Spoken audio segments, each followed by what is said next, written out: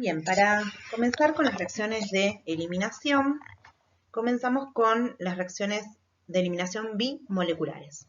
El término bimolecular es similar al de la SN2 porque la reacción de eliminación va a ser una reacción concertada, o sea, en una sola etapa, y la velocidad de la reacción va a depender tanto del halogenuro de alquilo como la base que va a participar de la reacción. En estas reacciones de eliminación no vamos a nombrar al nucleófilo porque la reacción de eliminación lo que va a ocurrir es la eliminación de un protón y por lo tanto cualquier especie que reacciona con protones se la denomina base. Entonces la velocidad de la reacción va a estar limitada por la concentración del halógeno de alquilo y de la base. Si recuerdan, en las primeras filminas de sustitución que vimos anteriormente, la diferencia entre un nucleófilo y una base es que un nucleófilo puede atacar a un carbono con densidad positiva o con carga positiva y una base va a atacar siempre a un protón, no a un carbono. Entonces, este mecanismo es un mecanismo que se da en un solo paso y genera como producto un alqueno. Las reacciones de eliminación sobre halogenuros de alquilo generan alquenos como productos. En estos casos, la estereoquímica suele ser muy importante porque dependiendo de la estereoquímica del sustrato, vamos a tener el correspondiente producto alqueno, cis, trans o EZ. Si vemos en este caso el halogenuro de alquilo que tenemos en este ejemplo, es un halogenuro de alquilo terciario. Ustedes saben que los halogenuros de alquilo terciarios no reaccionan por mecanismo de SN2. Sin embargo, si nosotros ponemos condiciones de SN2 sobre un halogenuro de alquilo terciario, no se va a dar una reacción de sustitución, sino una reacción de eliminación. El nucleófilo no va a actuar como nucleófilo por el impedimento estérico sobre el carbono unido al halógeno, sino que va a actuar como base, abstrayendo un protón de un carbono adyacente al carbono unido al halógeno, y de esta manera se elimina el halogenuro como grupo saliente y se obtiene el alqueno correspondiente. ¿Cómo es la estereoquímica de la reacción de E2? Que es muy importante. Es importante porque el hidrógeno o el protón que va a ser abstraído por la base tiene que estar en orientación anti respecto al halógeno. ¿Y por qué es importante estudiarlo? Porque lo que va a determinar es si el producto va a ser el alqueno cis o el alqueno trans. Por lo tanto, es importante que si tenemos alguna proyección como la proyección de Newman, podamos obtener un conformero anti y de esta manera poder ver cuál es el alqueno que va a formarse. Recuerden que los halógenos de alquilo, los carbonos tienen hibridación sp3 y cuando se genera el producto, que es un alqueno, los carbonos van a pasar a tener hibridación sp2, por lo tanto, los sustituyentes van a aplanarse, ¿sí?, en un plano. Entonces, ¿por qué pasa esto preferentemente, de que tienen que estar en anti el protón que va a abstraerse respecto al halógeno como grupo saliente? Que la base tiene una carga negativa. Y el halógeno, cuando es eliminado como grupo saliente, tiene una densidad negativa. Y esas cargas y densidades negativas, si no estuvieran en posición anti, tendrían una repulsión electrónica. Por lo tanto, la orientación anti minimiza cualquier impedimento electrónico y estérico entre la base y el grupo saliente. Entonces, si tenemos, por ejemplo, esta molécula, ¿sí?, que es un compuesto halogenado con bromo, si se abstrae uno de los hidrógenos, ¿sí? Esta molécula se llama 2-bromopentano. El 2-bromopentano tiene sobre uno de los carbonos adyacentes dos hidrógenos que pueden ser abstraídos por una base. Si se abstrae en la molécula de la izquierda, en el conformero de la izquierda, perdón, el hidrógeno en celeste, el producto va a ser el alqueno E, porque el metilo y el etilo del carbono de atrás van a estar de lados opuestos del plano. Si el que se abstrae es el otro hidrógeno del carbono de atrás, que es lo que se muestra en el conformero de la derecha, se va a obtener el alqueno Z. Entonces, de esta molécula, que es el 2-bromopentano, se pueden obtener dos productos, porque hay dos hidrógenos de un carbono adyacente que pueden ser abstraídos para generar dos productos isómeros geométricos distintos. Ahora, los alquenos E o trans siempre son más estables que los alquenos Z, y eso se da por una cuestión de repulsión estérica entre los grupos alquílicos.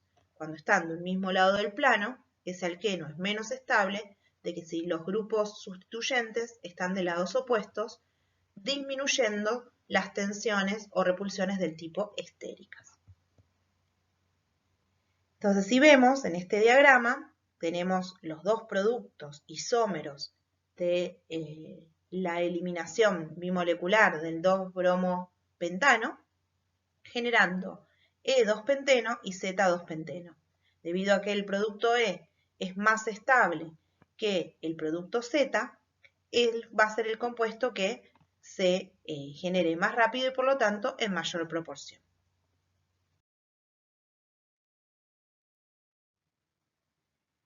Del mismo modo, las reacciones son estereoespecíficas. Entonces, diferentes estereoisómeros del sustrato generan diferentes estereoisómeros del producto.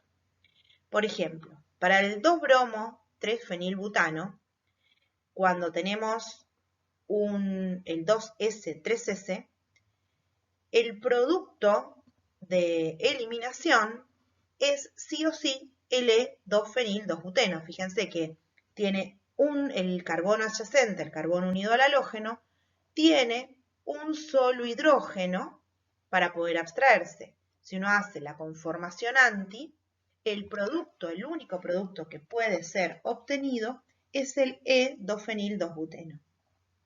Sin embargo, si uno tiene un estereoisómero diferente del 2-bromo-3-fenilbutano, como por ejemplo el 2S3R, el producto va a ser el alqueno Z. Y esto se da porque si hacemos una conformación del compuesto 2S3R y el hidrógeno que puede ser abstraído es el del carbono adyacente, los grupos se van a encontrar entonces del mismo lado del plano. De esta manera se obtiene el compuesto Z. Entonces, la reacción es estereoespecífica porque un estereoisómero determinado genera un único producto. Ahora hay una regla muy importante y es la regla de Zaitsev.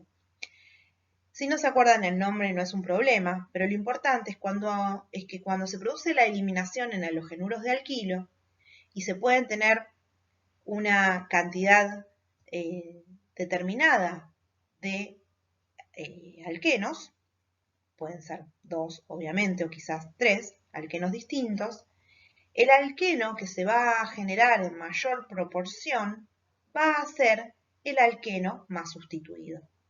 Por ejemplo, para el 2-cloro-2-metilbutano podría abstraerse un hidrógeno de un carbono primario, o sea, de cualquiera de los dos metilos, o un hidrógeno del carbono secundario de la izquierda. Si se abstrae un hidrógeno del carbono secundario, el producto es el 2-metil-2-buteno. Y si se abstrae un hidrógeno de un carbono primario, el producto es el 2-metil-1-buteno. O sea, son isómeros de posición. Entonces, ante la posibilidad de tener dos isómeros distintos, el producto principal va a ser el alqueno más sustituido. Eso es lo que nos dice la regla de Zaitsev. ¿Por qué el alqueno más sustituido? Porque si ustedes recuerdan, los alquenos más estables son los que tienen mayor posibilidad de hiperconjugación. Y un alqueno, en este caso, trisustituido, significa que un carbono del doble enlace está sustituido por dos grupos alquílicos y el otro carbono del doble enlace está sustituido por un grupo alquílico y un hidrógeno, por lo tanto es un alqueno trisustituido, es más estable que un alqueno disustituido como el de la derecha, porque las posibilidades de hiperconjugación son menores en el alqueno disustituido. Entonces, otro ejemplo, ¿sí? Es el del 2-bromobutano. Si lo hacemos reaccionar con una base fuerte, como el metóxido, y lo incentivamos al mecanismo con calor, ahora vamos a ver en qué juega el calor en estas reacciones, el producto de eliminación mayoritario es el 2-buteno y el minoritario es el 1-buteno. Esto se debe a que el 2-buteno es un alqueno más estable por hiperconjugación que el 1-buteno. Esto es lo que nos dice la regla de Zaitsev y la regioselectividad de las reacciones de 2, habiendo a partir de un único sustrato la posibilidad de tener dos isómeros de posición, que son isómeros estructurales distintos, uno se va a dar en mayor proporción que el otro. Esto nos habla de la regioselectividad y tiene que ver con la posición del grupo funcional alqueno.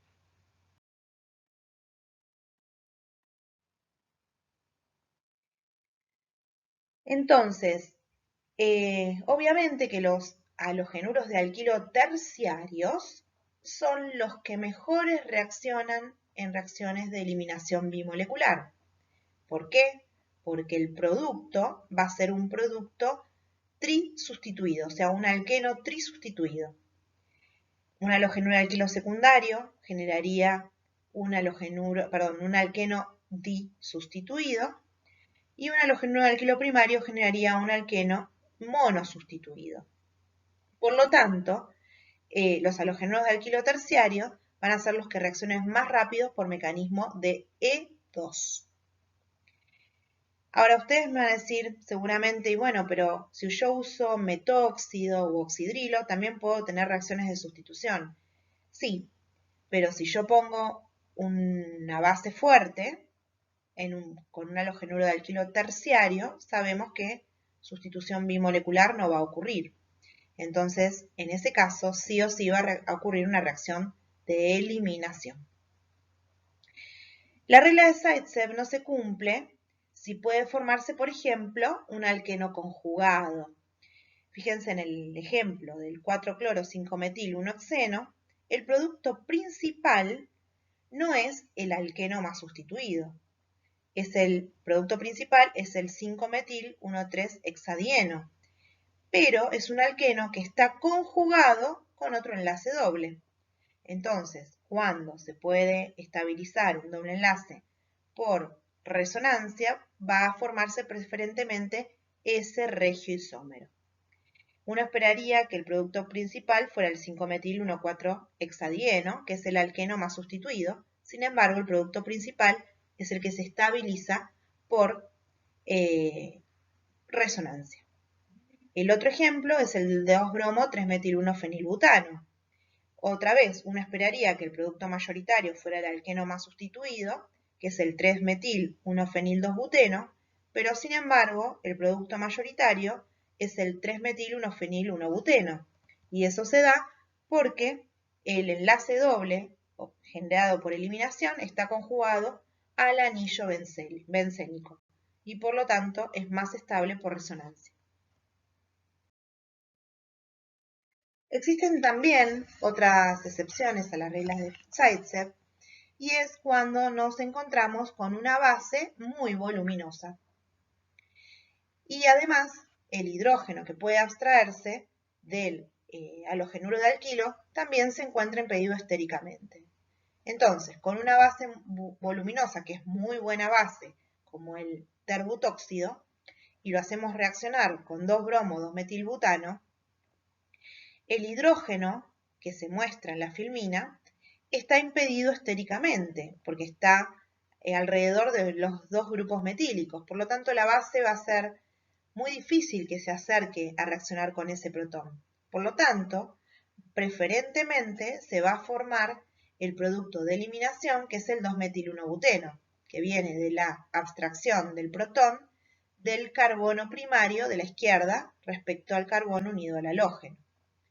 Si bien el producto 2-metil-2-buteno se produce, va a estar en menor proporción.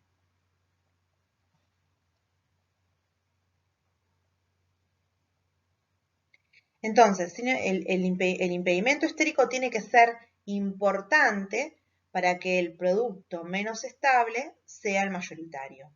En el caso del 2-iodo-butano, donde no hay impedimentos estéricos del sustrato, la reacción con el ion terbutóxido nos da como producto mayoritario el 2-buteno, que es el alqueno más sustituido, ya que no tenemos impedimentos del tipo estéricos.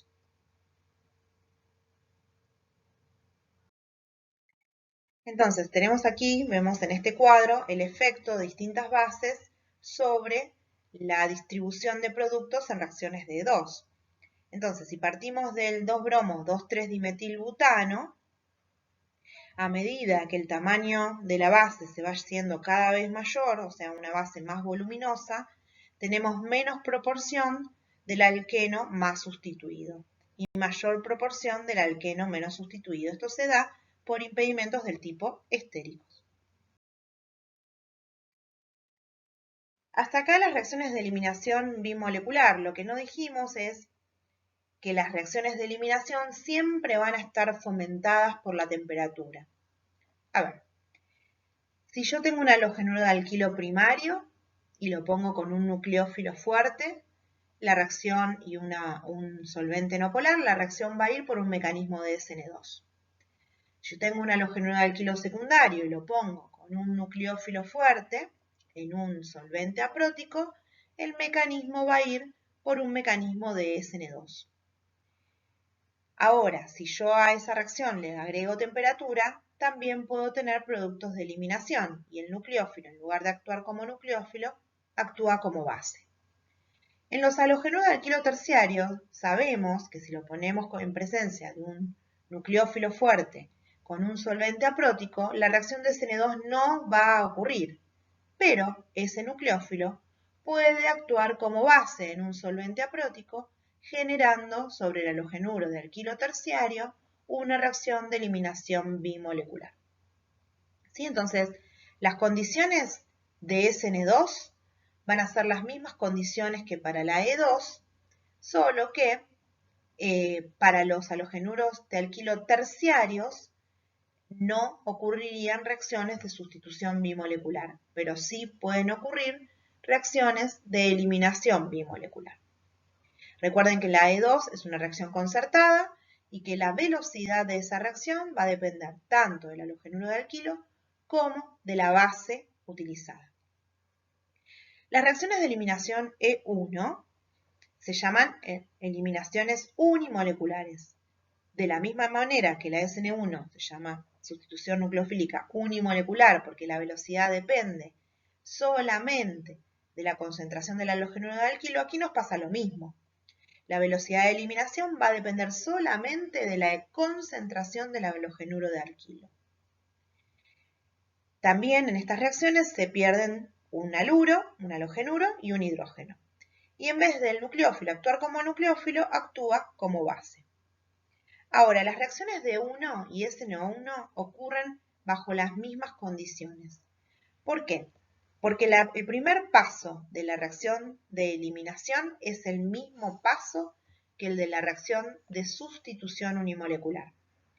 Hay una primera etapa en la que se va el halógeno como grupo saliente generando un carbocatión. O sea que esta etapa es la misma para la E1 y para la SN1. Por lo tanto, las condiciones de SN1 son las mismas que las de E1. Para poder mejorar los productos de eliminación, que otra vez vamos a tener alquenos obviamente, vamos a tener una contribución de la temperatura. Si yo quiero fomentar el mecanismo de eliminación sobre el de sustitución unimolecular, aumento la temperatura y de esa manera voy a tener mayor contenido de productos de eliminación que de productos de sustitución unimolecular.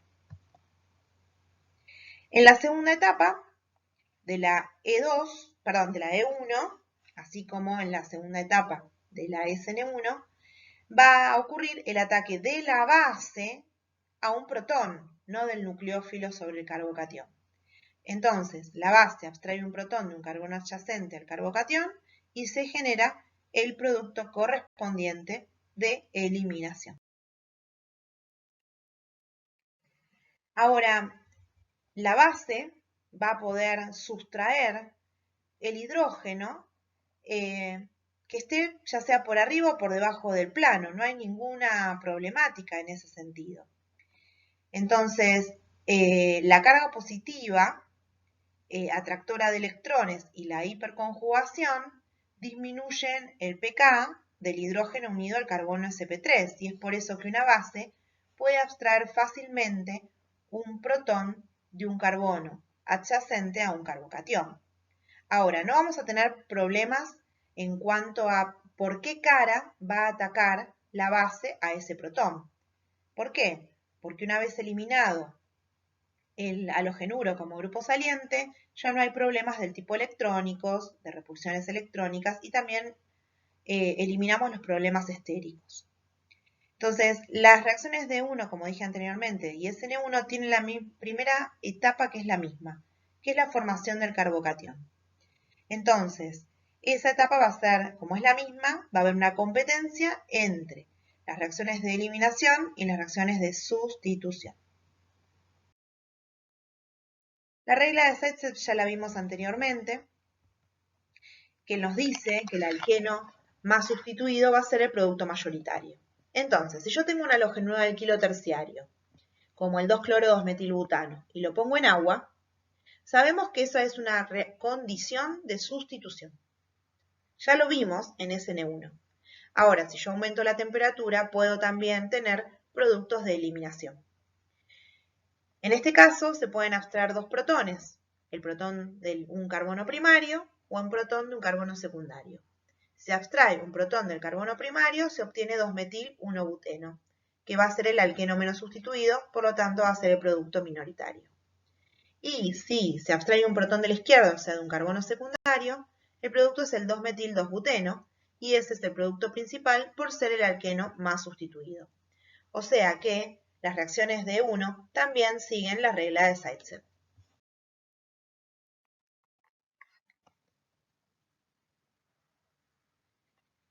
Ahora, la reactividad de los halogenuros de alquilo es similar a la de la reactividad de halogenuros de alquilo para la SN1.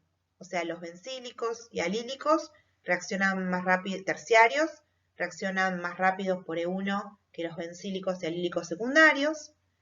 Ellos más rápido que los terciarios, más rápido que los bencílicos primarios y alílicos primarios. O sea que la reactividad es similar a la SN1.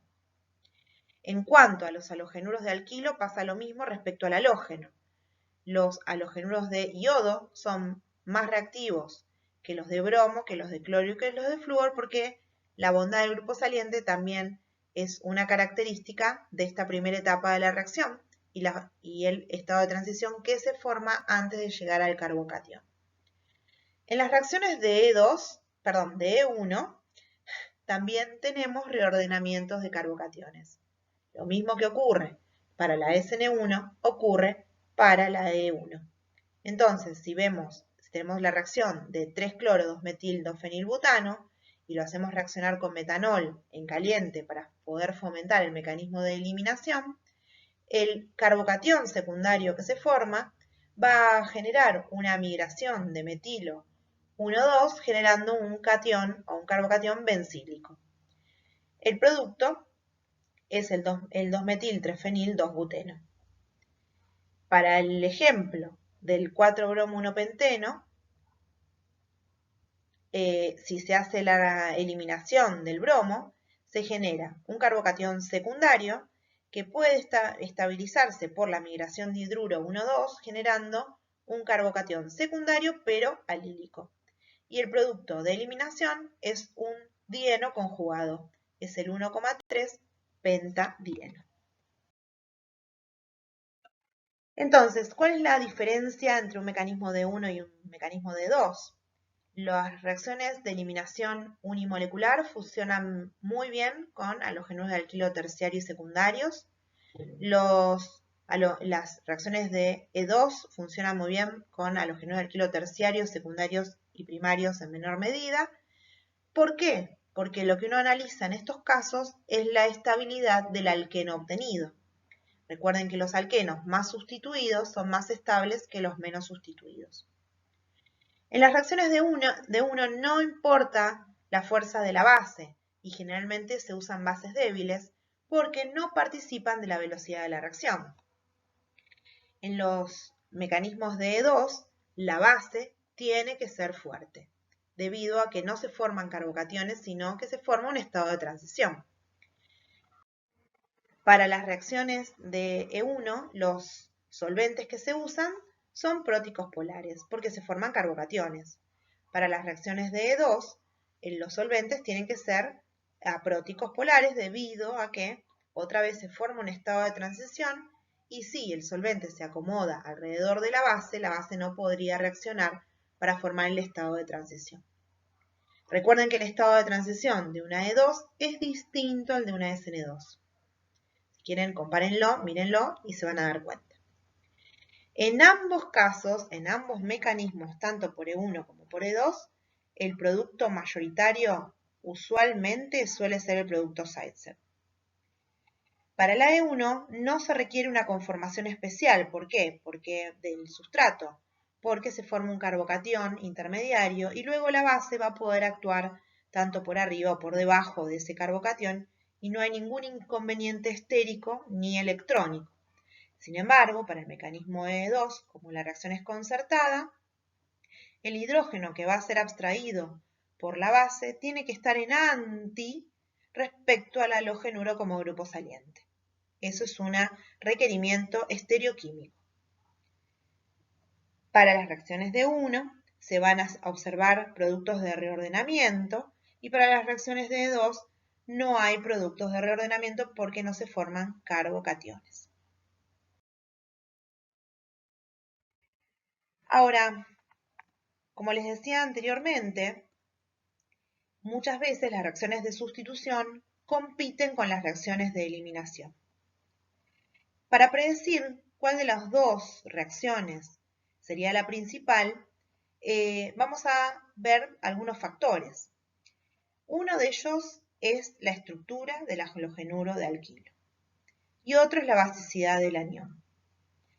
Entonces, lo que uno tiene que considerar es que la reacción característica de los halogenuros de alquilo y bases de Lewis es de eliminación y que la sustitución predomina solo bajo ciertas circunstancias. O sea, generalmente las eliminaciones con bases están favoreciendo las reacciones de eliminación. Entonces, si yo tengo bromuro de isopropilo, que es un halogenuro secundario, y lo pongo en presencia de una base como el etóxido de sodio, voy a tener preferentemente un producto de eliminación a, obviamente, 55 grados. Y un producto de sustitución, pero en menor proporción.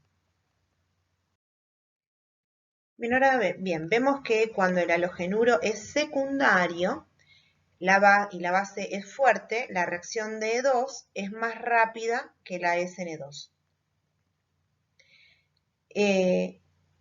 Un nivel bajo de impedimento estérico para la aproximación del nucleófilo es una de las cosas que permiten el predominio de la sustitución. O sea, cuando un halogenuro de alquilo es primario, la sustitución con una base o un nucleófilo fuerte, en este caso, predomina por sobre la eliminación. Sin embargo, si la base es una base voluminosa como el terbutóxido, Incluso para los halogenuros de alquilo primario, la reacción de eliminación está por sobre la reacción de sustitución. Entonces, en general, cuando hay problemas del tipo estéricos, de impedimentos estéricos, las eliminaciones predominan por sobre las sustituciones. Una base fuerte siempre va a favorecer la eliminación sobre la sustitución.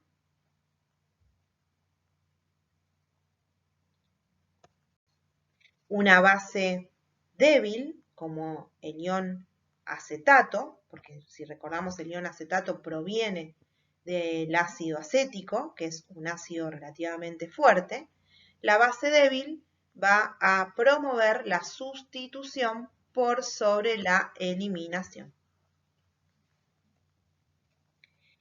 La temperatura alta siempre va a favorecer las reacciones de eliminación. Esto tiene un contenido termodinámico en el cual no nos vamos a centrar demasiado, pero si nosotros hacemos una reacción, por ejemplo, con 2-bromopropano y una base como el oxidrilo o nucleófilo a 45 grados, la reacción de la reacción de eliminación, dijimos, para los halogenuros de alquilo secundarios, promovía la reacción de eliminación. Ahora, si hacemos la reacción a mayores temperaturas, el producto de eliminación va a ser bastante mayoritario respecto al producto de sustitución. Recuerden siempre que las reacciones suelen ser competitivas. La reacción de sustitución suele ser competitiva con la eliminación, solo que va a haber condiciones que van a favorecer un producto mayoritario respecto al otro. Un factor que también inclina la balanza en favor de la sustitución es la basicidad débil del nucleófilo. Los nucleófilos menos básicos que el oxidrilo reacciona con halogenuros primarios y secundarios, dando el producto de sustitución con altos rendimientos. Entonces, si tenemos, por ejemplo, cianuro de potasio, el producto mayoritario es el producto de sustitución. Si tenemos, por ejemplo, ioduro de ciclohexilo, el producto mayoritario también es el de sustitución. Entonces, cuando los nucleófilos son menos básicos que el oxidrilo, se promueve la sustitución por sobre la eliminación. Ahora, si los halogenuros de alquilo son terciarios y están impedidos estéricamente para el ataque del nucleófilo, en presencia de cualquier base de Lewis, se favorece la eliminación por una cuestión de impedimento estérico.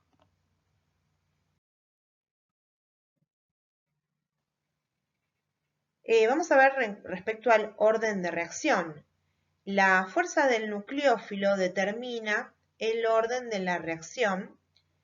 Los nucleófilos o las bases fuertes promueven reacciones bimoleculares.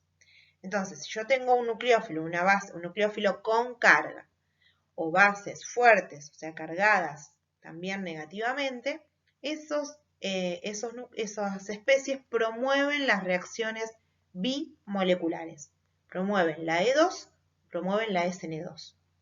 Los halogenuros primarios usualmente siguen un mecanismo de SN2. Vimos que por SN1 no reaccionan, que por E1 también dan alquenos monos sustituidos y por E2 dan alquenos monos sustituidos. Por lo tanto, los halogenuros de alquilo primario suelen dar reacciones de sustitución nucleofílica bimolecular. No estudien de memoria esto, sino son datas para que ustedes tengan en cuenta. Los halogenuros de alquilo terciarios no reaccionan por SN2, eso ya lo tenemos que tener recontra sabido por impedimento estérico, pero sí reaccionan por SN1, por E1 o por E2. Por cualquiera de esos mecanismos va a depender obviamente de la base que yo use, va a depender del solvente que utilice. Los solventes apróticos van a favorecer una E2 y los solventes próticos van a favorecer SN1 o E1. Y si queremos, obviamente, que predominen reacciones de eliminación por sobre la sustitución, el aumento de la temperatura es uno de esos factores. Para el caso de los halogenuros de alquilo secundarios, siempre les digo que son los famosos panqueques. ¿Qué significa esto? Que pueden ir por SN2, por E2, por SN1 o por E1. Ahora, cuando tenemos un halogenuro de alquilo secundario y usamos un nucleófilo fuerte, se promueve la SN1 y la E2. Perdón, la SN2 y la E2. Si los nucleófilos que usamos son débiles, se promueven la SN1 y la E1. Los nucleófilos fuertes de poca basecidad favorecen la SN2 sobre la E2. Y recuerden que los solventes también influyen mucho en el tipo de reacción que nosotros queremos orientar.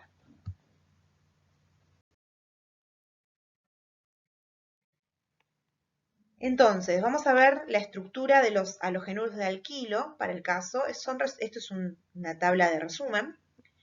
Respecto a la SN2 sobre la E2 y de la SN1 sobre la E1.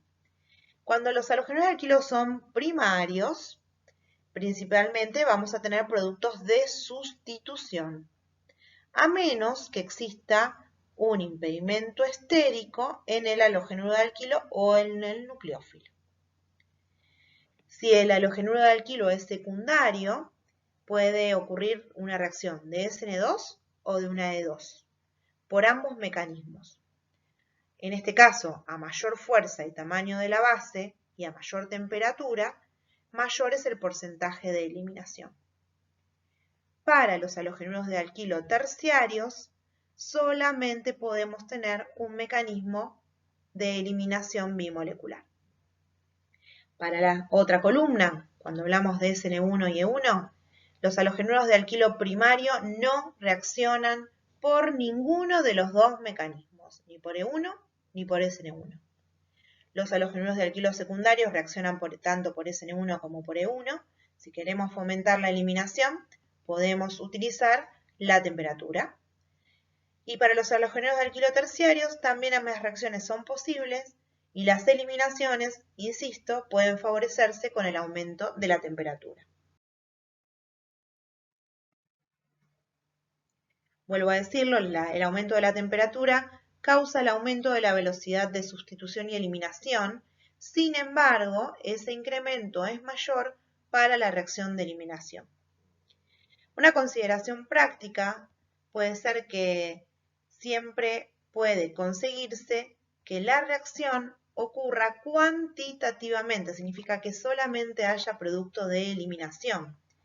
Y eso se da con bases fuertes, pero malos nucleófilos, como el terbutóxido. El terbutóxido es una base muy buena, pero un muy mal nucleófilo. Entonces, con terbutóxido no va a haber nunca productos de sustitución.